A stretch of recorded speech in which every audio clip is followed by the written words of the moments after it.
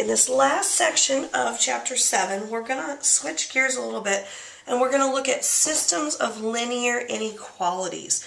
So remember back in Chapter 6 when we graphed those linear inequalities where we drew the line, and some of the lines were solid and some were dashed, and where those came from. We'll talk about that in a minute. And then we had to shade the either above or below the line. And so here we're going to look at a system. So we're looking at 2 or 3 of those types of inequalities graphed on the same graph.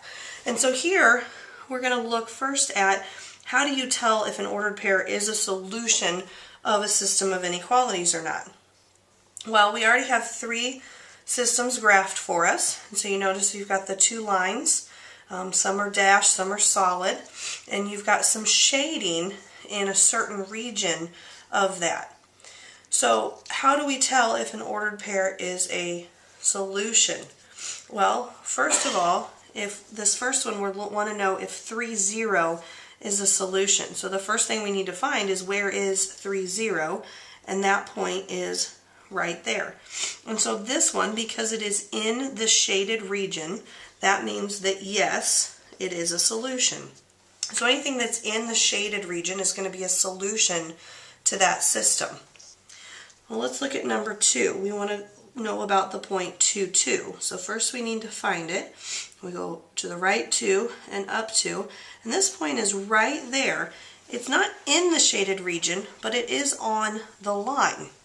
And so because it's on the line and the line is solid, this is a solution, because remember, solid lines came from greater than or equal to or less than or equal to symbols. And since this would have the or equal to, that means something that's on the line would work for the system. If we look at this one over here, we've got the point -2, 2. This one also falls on a line, but it falls on a dashed or a dotted line. And remember, a dashed or a dotted line comes from a greater than or less than sign. It doesn't have the or equal to.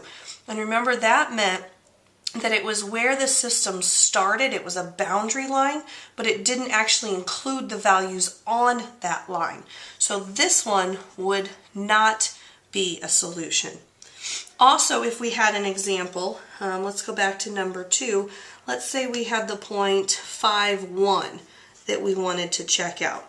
Well, 5, 1 is out here in the non-shaded region, so that one would also not be a solution of that system. Okay, let's look at how to actually do some graphing.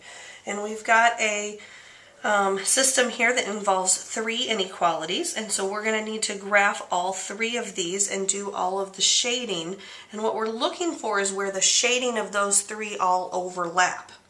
So the first one we're going to graph is y is greater than 1. Remember, when we have just the variable y, we're dealing with a horizontal line. It's going through the y-axis at 1, so that would be going through here. It's a greater than, not an or equal to, so that means it's going to be a dashed line, like this. Okay, and it's greater than, and so we're going to want to shade above. And I like to use some different colored, in this case I'll use some colored markers, and I'm just going to real lightly shade in. I don't want to color too dark because I'm not going to have all of this. I just want to keep in mind where I'm shading for this particular line. Now I'm going to move on to my second line. I've got the line x is less than or equal to 4. Well, an equation or inequality that only has the variable x, that is a vertical line going through the x-axis at 4, which is right here. This is a less than or equal to, so this is going to be a solid line, like this. Okay, and I'm going to use a different color. It's less than or equal to, so I'm talking about all of the stuff over here. So if these were the only 2 inequalities in my solution, or in my system, my solution would be just this piece here, like this square or rectangular area where the overlap of the green and the pink is at. But we've got this third inequality. So we need to get this in slope-intercept form. So we're going to divide everything by 3.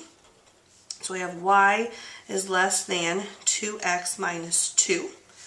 So we have a y-intercept of negative 2, and our slope is also 2. So we're going up 2, right 1, up 2, right 1, up 2, right 1, up 2, right 1, and draw its less than.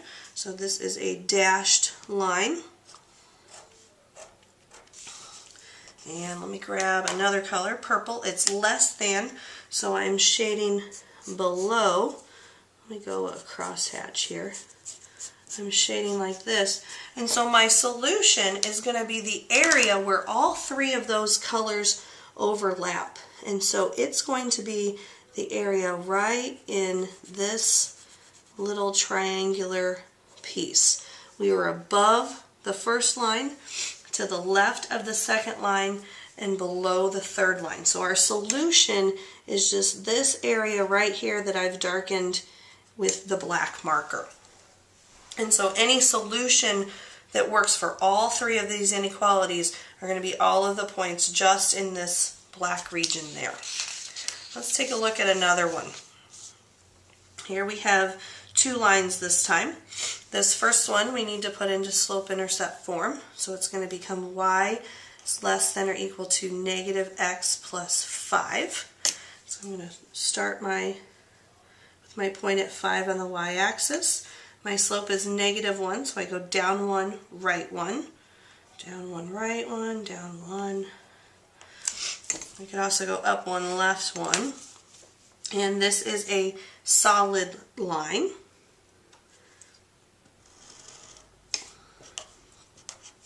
And it's less than or equal to, so we're shading below. So I'm just going to do the light shading there, just so I remember where it was at.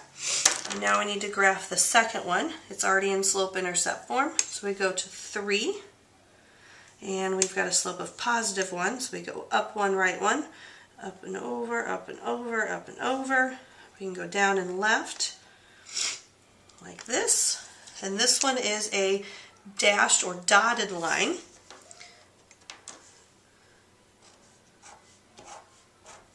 And from this line, we are less than, again, so we want to shade below. And so I'm going to use my purple marker. We're shading below this line. So this would be the solution of this whole line. The solution of this system, however, is where the green and the purple overlapped. So we're talking about all of this area that I'm darkening in black, because that is where the green and the purple overlap. So our solution is just this black shaded area. Okay, let's take a look at this one. We want to write a system of inequalities for the shaded region. So it's already graphed for us. We want to know, well, what is the system that this graph represents? Well, let's take a look. We've got a line here that's dashed. That's a horizontal line, and we're shaded above that line. We've got this diagonal line here. It's solid, and we're shaded below. And those seem to be the only two lines in our system. So let's take a look at this line here. We know that any line that is horizontal has just a y, and it's the y and the number where it's going through the y-axis. This one's going through at negative 2. So we're going to have y and then some symbol, negative 2. So what is our symbol? Well, we know because it's dashed that it's either a greater than or a less than. So we've narrowed it down to those two choices. Now we look at the shading. We're shading above, and so anytime we shade up, that means it's bigger or greater than. So our y is greater than negative 2 represents this line right here. This line right here is diagonal, so we know it's going to have an x and a y. So it's going to be in that slope-intercept form. So we're going to have y and then some symbol. We'll decide that on a minute. And then we have our slope, x, and then our y-intercept. So we need our y-intercept, which is negative 1. And then our slope, from here we go up 1, there's another point here, and here on a grid line, and here. And so we're going up 1, right 1, up 1, right 1. So our slope is 1. And then now we know that because it's a solid line, it's either a less than or equal to or a greater than or equal to. Sorry, I said those backwards. And we're shading below, so that means it's going to be the less than or equal to. So that line is represented by y is less than or equal to 1x minus 1. Let me rewrite that and get rid of those lines. Y is less than or equal to x minus 1. And so these two inequalities here are the system that we have graphed there. Okay, let's take a look at one more. Right here we've got a vertical line that's solid, and we're shading to the right of it. And then we've got this diagonal dashed line, we're shading below it. So again, we have a two inequality system. So let's do one at a time. Let's take this vertical line. We know anytime we have a vertical line, it's x and some number. The number is the point where it goes through on the x-axis. In this case, it's 2. Because it's solid, we know it's going to be either less than or equal to or greater than or equal to. So we need to look at which side we're shading on. We're shading to the right, which is where all the numbers are bigger than 2, which means it's going to be a greater than or equal to. So that's the first inequality. Now this diagonal line here, we know it's a diagonal line, so it's going to have it be in that y equals mx plus b format.